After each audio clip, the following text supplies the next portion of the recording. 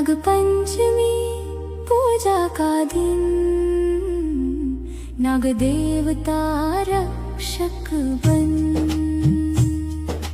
दूध चढ़ाए श्रद्धा के संग, నాలుగు దిక్కులే నువ్వే దిక్కని మొక్కే నాగమ్మ, నీ బంగారు కాంతుల చల్లని పడగల దీవెనలి అమ్మ.